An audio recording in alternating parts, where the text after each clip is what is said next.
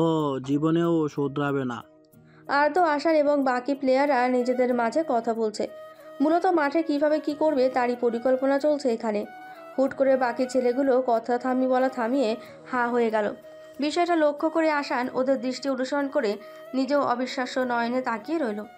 আর্দ্র ভ্রুযুগল নাচিয়ে তীক্ষ্ণ স্বরে বলল, চুপ হয়ে গেলি কেন তোরা? এরপর কি করবি তা বল। 2 মাস ধরে ট্রেনিং দিচ্ছি। আজ যদি কেউ ভুল করিস তাহলে আমার দাফন কাফনের কাজ তোদেরই করতে হবে। শহীদ হয়ে যাব আমি তোদের অপারগতায়। তাই নাকি? তোর জানাজায় অংশ নিতে দিবি না আমায়? চট করে ঘুরে দাঁড়িয়ে আর্দ্র নুভাকে আপাদমস্তক স্ক্যান করে নাক কুচকে শুধালো, তুই এখানে? ওয়াই মাই লর্ড, আমার আশা নিষেধ আজ্ঞা রয়েছে বুঝি? আচ্ছা, থাকলেও কিছু করার নেই। প্রফেসর বারিশ আমায় পাঠিয়েছে তোদের কিছু লাগবে কিনা জিজ্ঞেস করতে। আপনাদের কিছু লাগবে স্যার?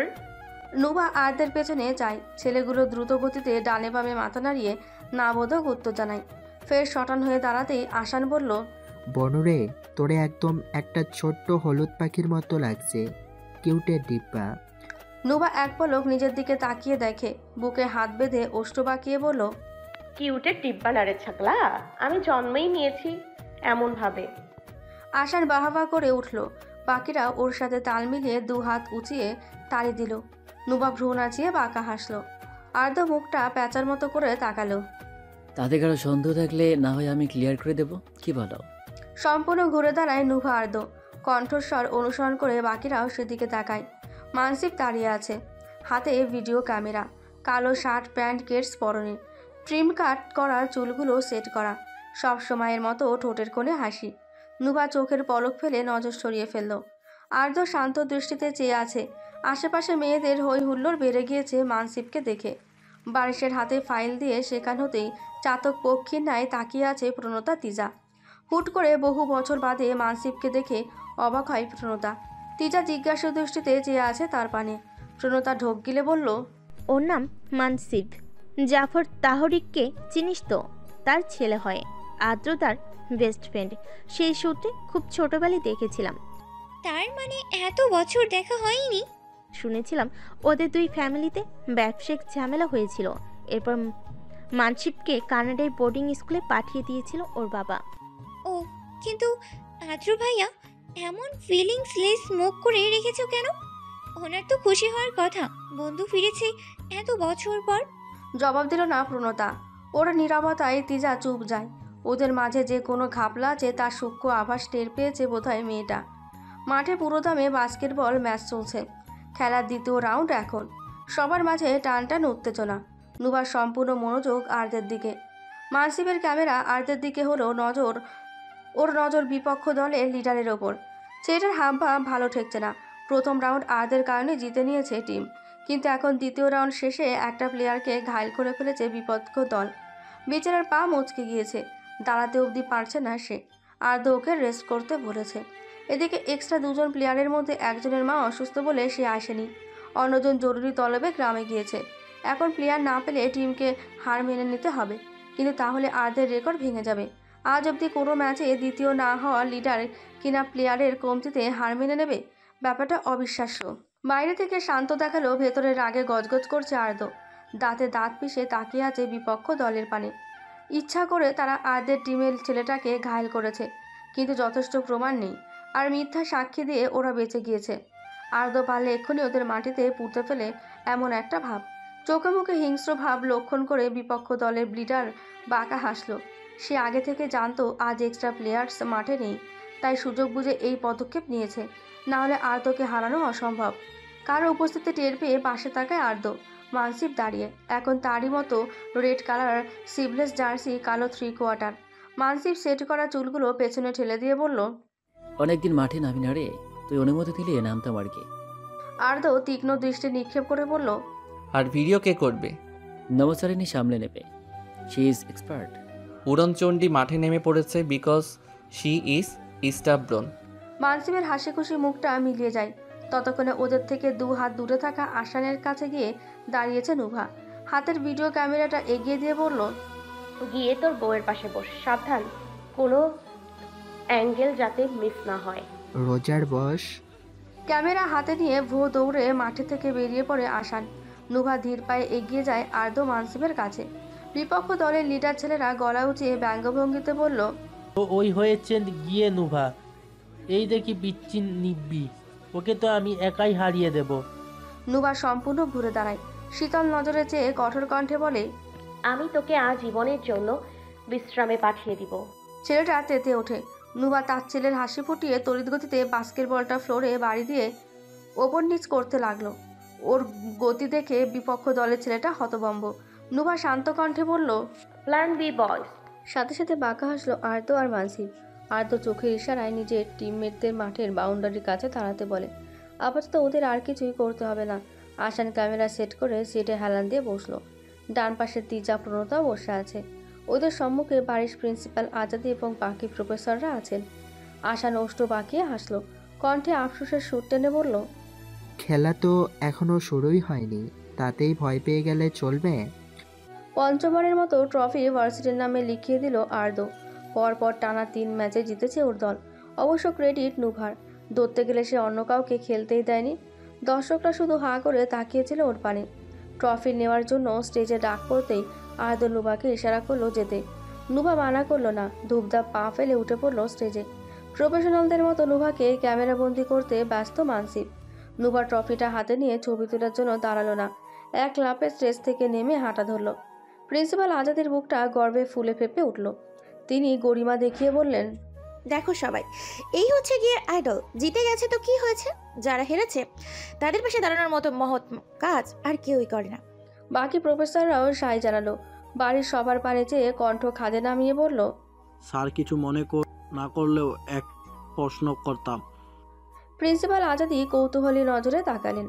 বাড়ির ফিচেল হেসে বলল, আপনি নিশ্চয়ই ভুলে যাননি ওকে। জবাবে কিছু বলতে পারলেন না প্রিন্সিপাল আজাদি।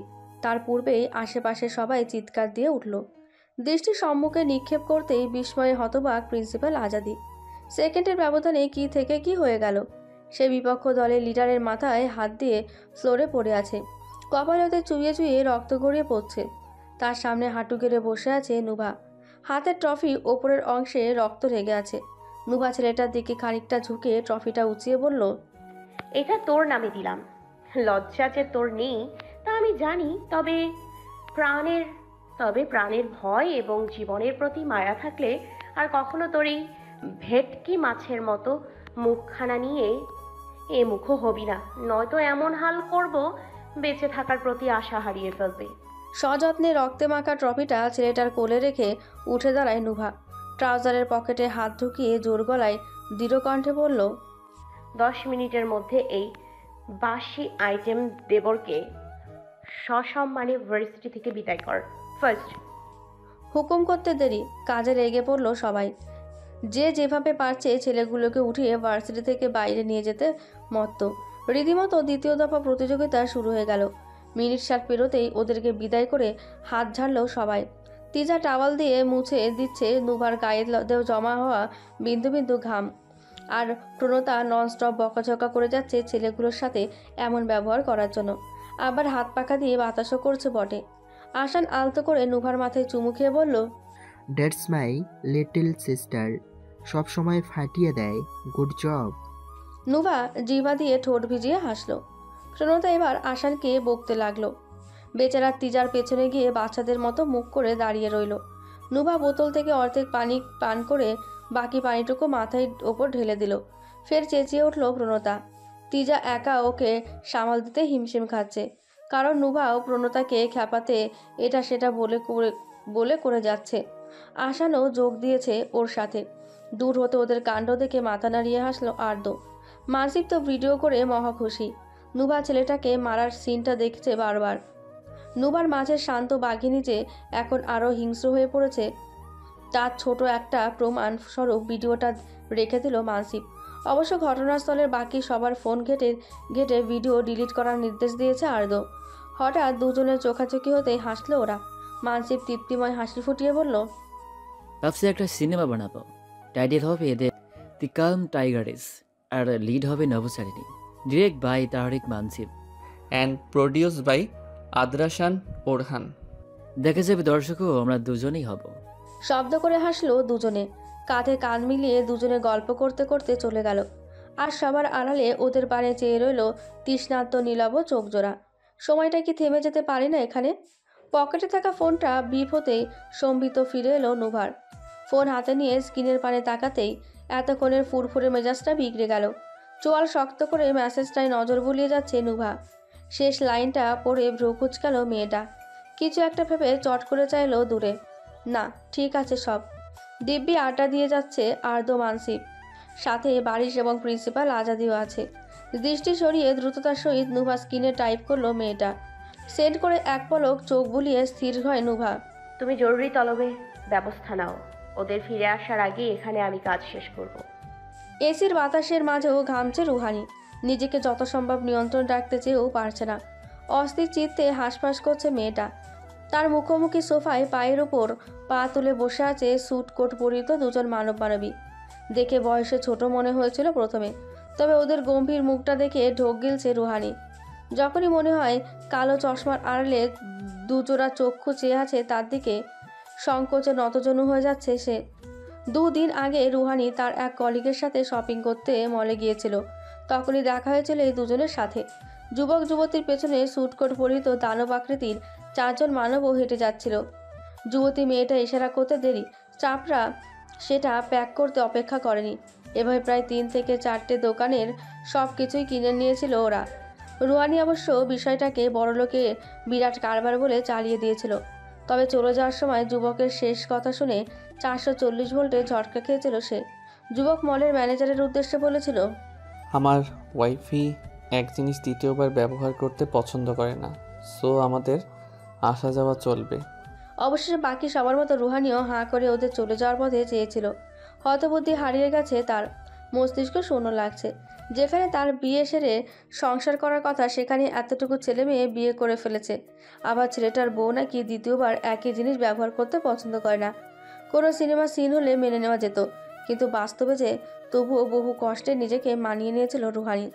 তবে এখন এই মুহূর্তে বলার মতো কিছুই খুঁজে পাচ্ছে না সে। ঘণ্টাখানেক আগের কাহিনী।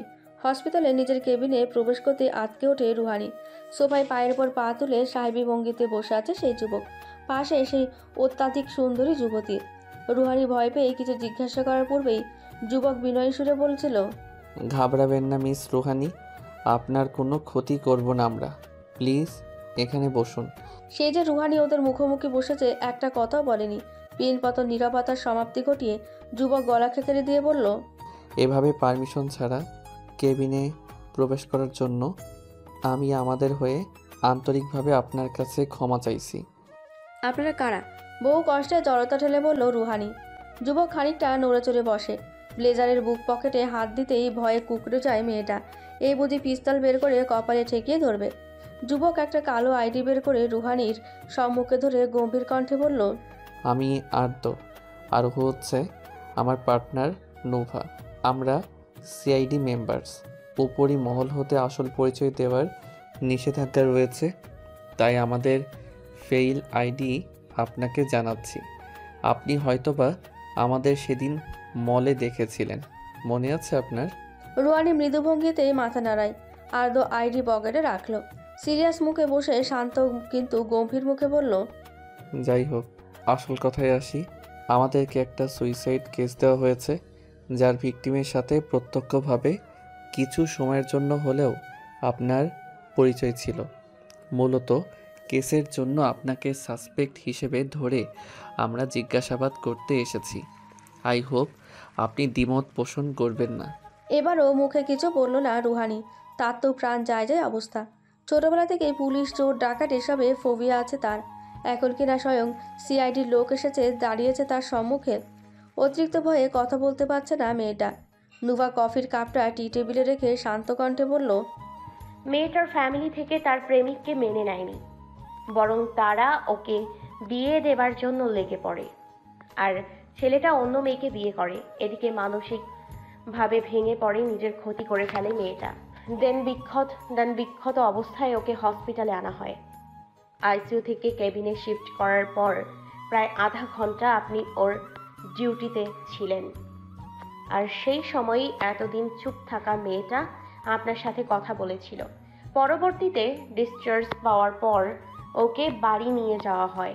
আর সেই রাতেই মেয়েটা গলায় ওড়না বেঁধে ফ্যানের সাথে ঝুলে সুইসাইড করে। এখানে পুরো ঘটনা মোতাবেক মেয়েটা ট্রমা থাকাকালীন পুরোটা সময় শুধু একবার মুখ ফুটে কথা বলেছিল, তাও কিনা শুধু আপনার সাথে। গগলস নামিয়ে নীলাভ অক্ষিযুগল নিক্ষেপ করলো নোভা। আর্দ্র গালে ডান হাত রেখে তর্জনী দ্বারা চোয়াল স্লাইড করছে। রুহানি হতবিহ্বল হয়ে পড়ল। ওদের তীক্ষ্ণ দৃষ্টিতে সব কিছু গুলিয়ে যাচ্ছে তার। শ্বাসরুদ্ধকর ভাবটা লক্ষ্য করে পানি এগিয়ে দিল আর্দ্র। কাঁপা কাঁপা হাতে গ্লাসটা নিয়ে ঢকঢক করে সবটুকু পানি পান করে ক্ষান্ত হলো রুহানি। বার কয়েক জোরে নিঃশ্বাস ছেড়ে বলল, প্রেসিডেন্টের সাথে আমার তেমন কোনো আলাপ আলোচনা হয়নি। সে তো নিজের ভাগ্য নিয়ে নীরবে বিলাপ করছিল।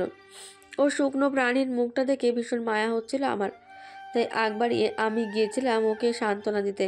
আমার ফ্যামিলি থেকেও বিয়ের জন্য প্রেশার দিচ্ছে, কিন্তু না, আমি কোনো সম্পর্কে আছি বা আমার কেউ পছন্দের আছে, এই একটা দিক থেকে মেয়েটার সাথে আমার খানিকটা মিল হওয়ারও কথা বলতে আগ্রহ দেখাই। ডিউটি থাকাকালীন শুরুর 5 মিনিট আমরা কেউ কথা বলিনি, তবে পরের 25 মিনিট ওর সাথে টুকটাক কথা বলেই কেটেছিল আমার। সত্যি বলতে গেলে আমি তখনও বুঝিনি ও এমন একটা কাজ করবে, অথচ আমরা যখন কথা বলছিলাম তখন সে খুব স্বাভাবিক ছিল, যেন সে মেনে নিয়েছে সব কিছু। চুপ হয়ে যায় রুহানি। আজ 7 দিন হলো মেয়েটা পৃথিবীর মায়া ত্যাগ করেছে। ঘটনাটা শুনে গায়ের কাঁটা দিয়ে উঠছিল। এক অজানা বেদনায় মনটা বিষিয়ে যাচ্ছে রুহানির। আর্দ্র নুভা গগলসের আড়ালে চোখে চোখে কথা সেরে নিচ্ছে এই ফাঁকে। নিজেদের মাঝে সব ঠিকঠাক করে আর্দ্র গলা কাকারি দিয়ে গম্ভীর কণ্ঠে বলল, আপনার মূল্যবান সময়টুকু আমাদেরকে দেওয়ার জন্য আপনাকে ধন্যবাদ ডক্টর রুহানি। আপাতত এখন আর কিছুই জানার নেই, ভাগ্যে থাকলে ভবিষ্যতে আবার দেখা হবে। আজ আমরা আসি, ভালো থাকবেন, আল্লাহ হাফেজ। আর্দ্র নুভা উঠে দাঁড়ায়। সদ্বিদ ফিরে পেয়ে রুহানিও চটপট দাঁড়িয়ে পড়ে। নুভা হাত বাড়িয়ে দিয়ে হ্যান্ডশেক করে রুহানিকে বিদায় জানিয়ে আর্দ্রকে নিয়ে চলে যায়। ওদের যাওয়ার পানে স্থির দৃষ্টিতে চেয়ে থেকে ধপ করে সোফায় বসে পড়ে রুহানি। আর একটু হলে দম আটকে অক্কা পেত। ওয়েল ডান আদ্রাসাল, ইউ ডিড ভেরি ওয়েল। জিজ্ঞাসাবাদে গিয়ে আমার কাজটা সহজ করে দিলে তুমি। এই সুন্দর প্রবাসে বসে আমি কাউকে বিশ্বাস করতে পারছিলাম না। ইটস মাই প্লেজার স্যার, লজ্জায় ফেলবেন না প্লিজ। আমি তো উপকারের প্রতিদান দিলাম, আর সব থেকে বড় কথা, কাজটা আমার একার পক্ষে সম্ভব ছিল না। হ্যাঁ হ্যাঁ শুনেছি, তোমার কাজিন সিস্টারও হেল্প করেছে, thanks to the young lady. তবে এবার আমার কাছে বেটার অফার আছে তোমার জন্য আদ্রাসান। তুমি এবং তোমার বোন দুজনেই চাইলে জয়েন করতে পারো, সব ব্যবস্থা। I am extremely sorry sir, আমি আগেও বলেছি এখনও বলছি, আমি শুধু উপকারের প্রতিদান দিয়েছে, এই বাদে কিছুই না। But I appreciate your offer. ধন্যবাদ আমাকে এর যোগ্য মনে করার জন্য। ফাইন, ইউর চয়েস, বাট তোমার সিস্টার। আমি থাকতে নুব এসবের সাথে জড়াবে না। I am driving right now. আপনাকে পরে কল করছি স্যার, আল্লাহ হাফেজ। ঠিক আছে, সাবধানে ড্রাইভ করো, আল্লাহ হাফিজ। কল কেটে ব্লুটুথ ডিসকানেক্ট করে ড্রাইভে মনোযোগ দেয় আর্দ্র। পাশের সিটে হেলান দিয়ে বসে আছে নুভা, চোখ দুটো বন্ধ। মেয়েটা হুট করে কেন তার সাথে আসতে চাইলো বুঝতে পারছে না আর্দ্র। রিকোয়েস্ট হিসেবে মেলটা যখন আর্দ্রকে সেভ করা হয়েছিল তখন নুভা ওর ফোনে গেম খেলছিল। না জিজ্ঞেস করে মেল ওপেন করে পড়ার পর নুভা জেদ ধরে ইনভেস্টিগেশনে যাবে বলে। যদি না নিয়ে যায় তাহলে নাকি সবাইকে বলে দেবে। আর্দ্র মাঝে মাঝে খানিক সময়ের জন্য গোয়েন্দা সংস্থার জন্য কাজ করে। হুমকি ধামকি দিয়ে নুভা আর্দ্রকে রাজি করিয়ে নেয়। তারপর দুজনে মলে যায়।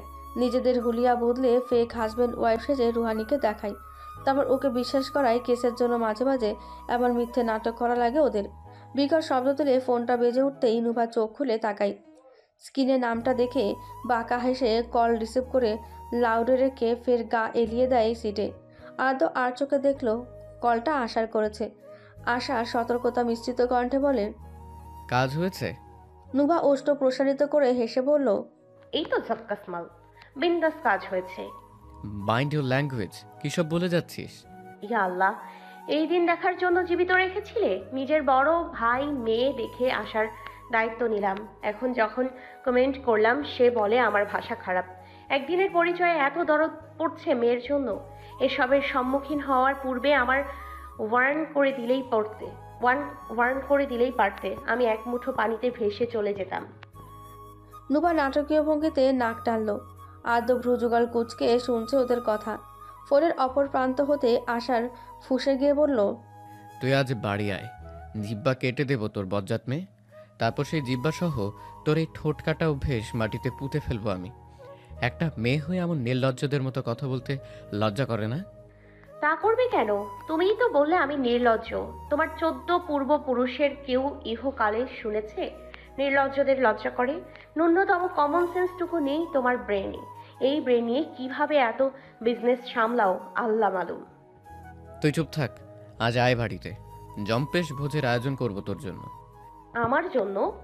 আমি আবার কি এমন মহান কাজ করলাম? সেটা তো আসলেই জানতে পারবি। তোর সাথে সাথে ওই অপদার্থকেও থেরাপি দেব আমি। ওর আশকারা পেয়েই তোর আজ এই অবস্থা। খবরদার যদি ওকে অপদার্থ বলেছ। ভুলে যাব তুমি বড় ভাই। আমি বাদে কেউ ওকে এই নামে ডাকবে না।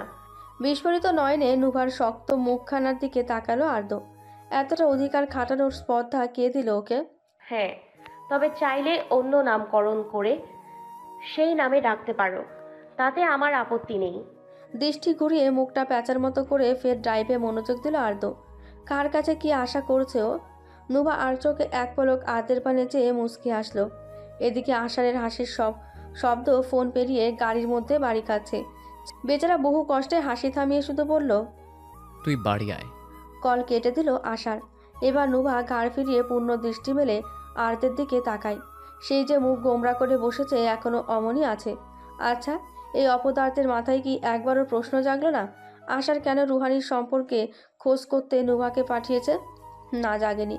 কারণ অপদার্থের মাথাটাও মোটা, গর্ধফ একটা। মনে মনে এসব ভেবে খিলখিল করে হেসে উঠল নুভা। আর তো বেজায় বিরক্ত হলো। কেন হলো সে নিজেও জানে না। তবে হঠাৎ নুভা হেসে ওঠায় মেজাজ বিগড়ে গেল ওর। কর্কশ গলায় বলল, এত দাঁত কেলিয়ে লাভ নেই, খুব সুন্দর না তোর হাসি? এই হাসি না দেখেই কত যুবক ফিদা। দেখলে বোধহয় কোমায় চলে যেত খুশিতে। আর যদি হাসি সুন্দর হতো তাহলেই প্রজন্মে হিটলার উপাধি আমার নামে যেত। Innova Orhan, the Hitler of 2024। আর কত নিজের প্রশংসায় লালাই ঝরাবি? যতদিন অবধি কেউ স্বেচ্ছায় অপ্রকাশ্য কথাগুলো ব্যক্ত না করে। থমকালো আর্দ্র। মুখ জুড়ে রাজ্যের আধা নেমে এলো। নুভা ঠোঁটের কোণে তার ছেলের হাসি ফুটিয়ে মুখ ঘুরিয়ে জানালার বাইরে চাইল। বারংবার শুনতে ইচ্ছে করে মনের গহীনে চেপে রাখা অনুভূতির ডাক। এটা জানা সত্ত্বেও যে সে বলতে পারবে না। এর মধ্যে আলাদা ভালো লাগা কাজ করে। যেই ভালো লাগা বিষের ন্যায় বিষাক্ত, সূচের ন্যায় ধারালো, জ্বলন্ত অগ্নির ন্যায় উত্তপ্ত, হিমালয়ের ন্যায় হিম। আর্দ্র ঠোঁটের কাছে আসা কথাগুলো গিলে নিচ্ছে সন্তর্পণে। চাইলেই তো অনেক কিছুই বলা যায়, তবু নিজের অপারগতায় বলবে না। বলে কোনো লাভ নেই। প্রকৃতির নিয়ম অনুসারে একদিন আলাদা হতেই হবে দুজনের। ওদের তিক্ত গভীর ভাবনার মাঝে ফের বেজে উঠল ফোনটা। নুভা প্রক্ষেপ করল না, এক দৃষ্টিতে চেয়ে রইল ফেলে আসা রাস্তাগুলোর দিকে। তবে আর্দের চোখে আড়ালো না ফোনের স্ক্রিনে জলজল করে ওঠা পরিচিত নাম্বারটা। গোপনে দীর্ঘশ্বাস ছাড়ল আর্দ। কেন যে সেদিন একা ছেড়ে দিয়েছিল নুভাকে? একটা ভুলের জন্য সব কিছু ওলটপালট হয়েছে। সেই ভুল শোধরানোর দায়। তবে বিশেষ কিছুই হবে না। সেদিন অনুষ্ঠান ছেড়ে হসপিটাল যাওয়ার পর 2টো দিকে বাড়ি ফিরেছিল রুহানি ইসমাম। এর মাঝে সুযোগ বুঝে জিজ্ঞাসা করতে মায়ের কাছ থেকে জানতে পারে তার বায়োডাটা কোনো পাত্রপক্ষের কাছেই পাঠানো হয়নি এখন অবধি। তার মানে আষাঢ়ের সাথে সাক্ষাৎটা কাকতালীয় ব্যাপার ছিল শুধু। মনে মনে স্বস্তির নিঃশ্বাস ছেড়ে এই কয়দিন বেশ ফুরফুরে মেজাজেই ছিল রুহানি। তবে গতকাল আর্দ্র নুভার খপ্পরে পড়ে বেশ ভয় পেয়েছিল মেয়েটা। বান্ধবীর সাথে ডিনার সেরে সময় কাটিয়ে রাতে দেরি করে বাড়ি ফিরেছিল রুহানি। বিষয়টা ওভার টাইমের নামে কাটিয়ে দিয়েছে বাবা মায়ের কাছে। তবে সাত সকালে ঘুম ভাঙতেই যে এমন পরিস্থিতিতে পড়তে হবে কল্পনাও করেনি। ড্রয়িং রুমে সেন্ট্রাল সোফায় ভদ্র বেশভূষায় বসে আছে আষাঢ়। পরনে আকাশি রঙা শার্ট আর কালো প্যান্ট, শার্টের হাতা গোটানো কোনোই অবধি। ডান হাতে একটা ভারী ঘড়ি, ঝাঁকড়ার চুলগুলো সুন্দর করে সেট করা, গালের হালকা চাপদানি চকচক করছে। মুখে মনোমুগ্ধকর হাসি নিয়ে বেশ সুন্দর করেই আড্ডা জমিয়ে তুলেছে ইমরুল শেখের সাথে। এই সেই হরেক রকমের নাস্তা দিয়ে টেবিল সাজাতে ব্যস্ত রেহেনুমা শেখ।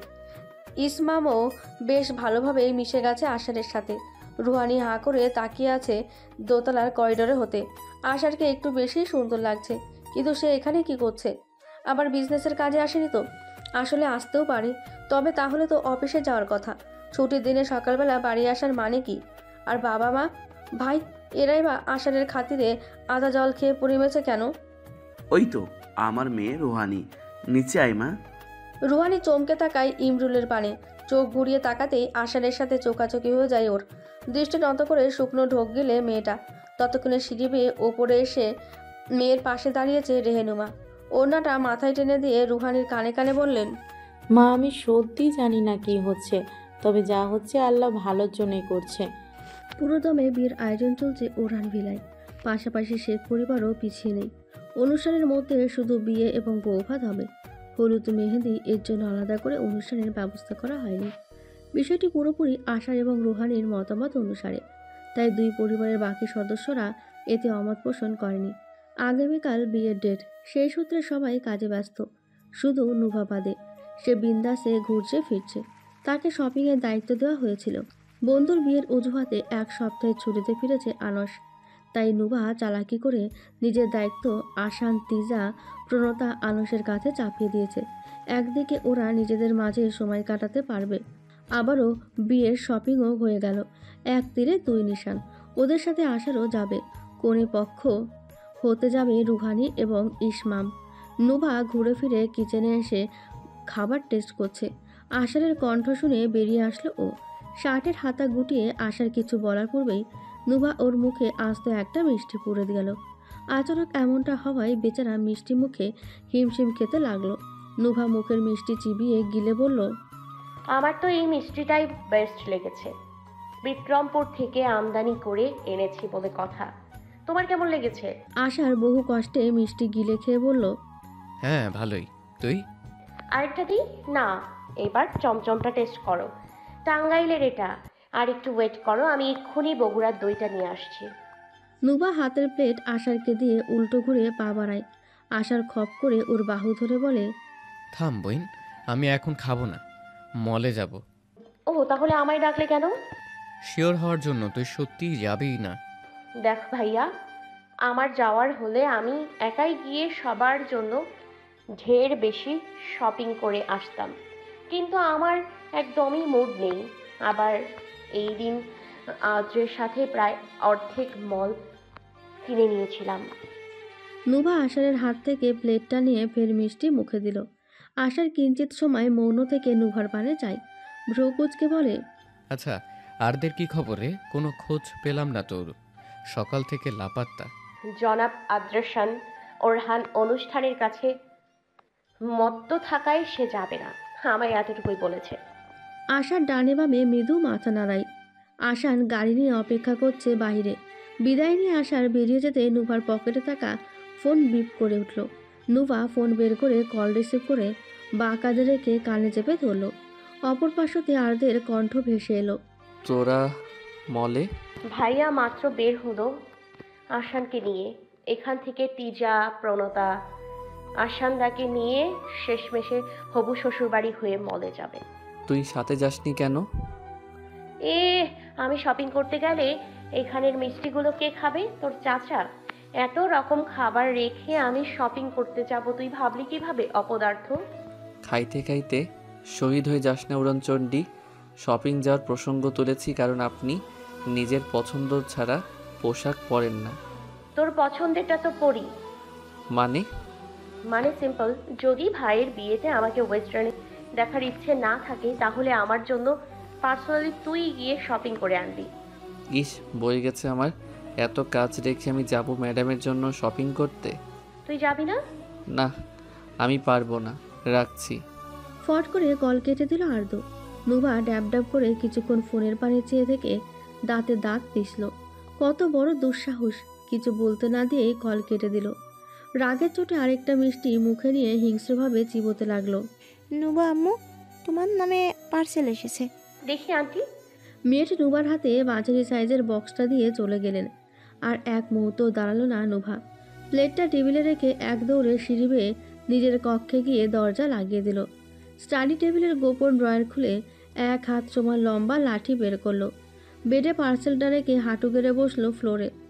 লাঠিটার নিচের দিকে চাপ প্রয়োগ করতেই এক ধাপ হতে ধারালো ছুরির মতো অস্ত্র বেরিয়ে এলো। সেটা দিয়ে পার্সেলের ওপর ফোর দিতেই বক্সটা দু টুকরো হয়ে গেল। অস্ত্রটা পাশে রেখে পার্সেল বক্সের ভেতর হতে কালো সুটকেসটা বের করে নুভা নির্দিষ্ট স্থানে আঙুল ছুঁয়ে দিতেই লক খুলে গেল।